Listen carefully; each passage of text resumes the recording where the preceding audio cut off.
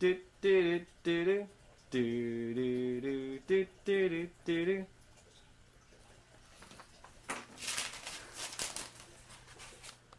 Hello, and welcome to the Newscast Bonanza. I'm Gregory T. Iggsbopoulos, and on our show tonight we will be looking at a number of issues and bringing them right into your home.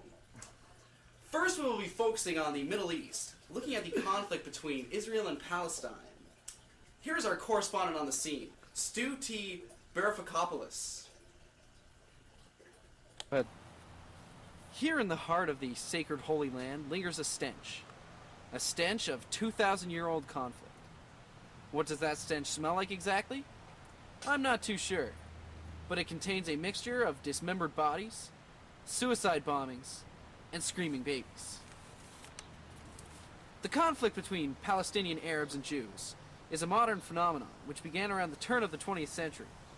Although these two groups have different religions, Palestinians include Muslims, Christians, and Druze, religious differences are not the cause of the conflict. It is essentially a struggle over land. Until 1948, the area that both groups claimed was known internationally as Palestine. But following the war of first wave of European Jewish immigration to Palestine, this doesn't make any sense. Thanks, Greg. Yeah, well, look what we have right here. A genuine Palestinian bomber. Hi. Death to Israel!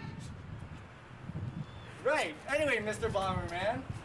Anyways, how do you feel about the... Kassim! My name is Kassim! Okay, God. No! Well, there you have it. Back to you, Greg. I love you, banana. Are we back? Oh, dear God. Thanks, Stu. Now we shift our focus to the economic problems which are occurring as a result of the U.S. imposed tariffs on Canadian softwood. Softwood. Huh? Oh, here's our correspondent, Ted Copperfield, with his insightful report.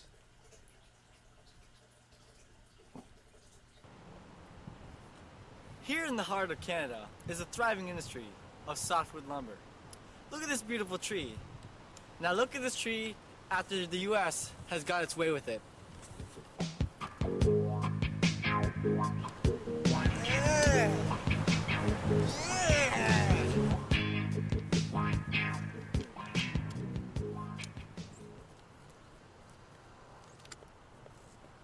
It is indeed a sad sight.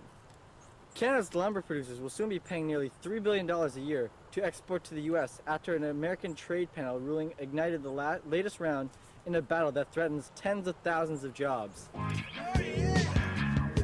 Oh, baby. Get out of here, you bum!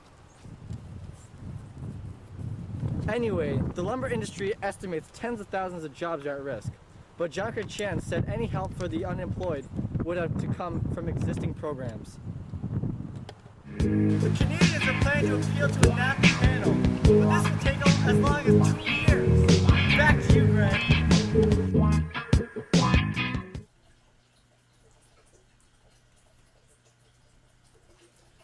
Ted Copperfield, ladies and gentlemen.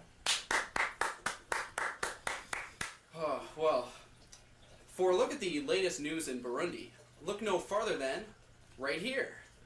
Once, the Hutus and Tutsis lived in harmony in Central Africa.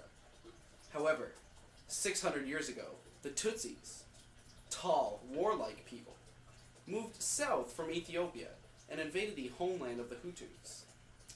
Though much smaller in number, they conquered the Hutus, who agreed to raise crops for them in return for protection. However, when the territory they controlled became an independent state, the Hutus and Tutsi fought to gain dominance. In 1994, a civil war broke out, and hundreds of thousands of Tutsis were massacred. Eventually, the Tutsi yielded power. However, peace has not been restored. To this day, the horrific events are remembered, and the large number of lives never forgotten.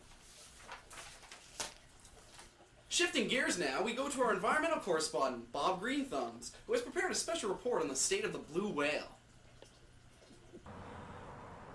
Here on the beautiful Atlantic coast, where a growing problem has been reported. Although blue whale hunting has been outlawed 50 years ago, the population has not yet recovered. Fewer than 400 blue whales, the largest animals ever to populate the earth, now live off the Atlantic coast.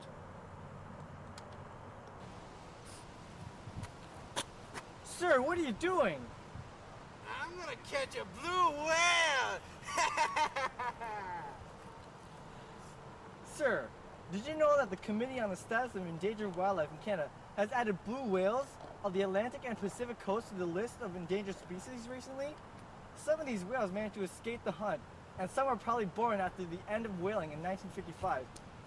But in the past 2 decades, only 10 cats have been spotted in these areas, stretching from the St. Lawrence River to the Grand Banks of Newfoundland. So? So you shouldn't be fishing here. Besides, the whales and 43 other plants and animal populations joined the list of species at risk in Canada this year, bringing the number to 402. Fine! I'll go fish somewhere else! You're fishing with an ice pick!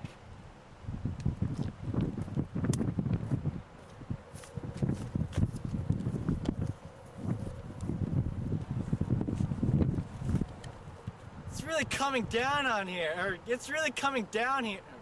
Stupid guy. It's really raining hard here. It's really raining cats and dogs here. Anyways, back to you, Greg.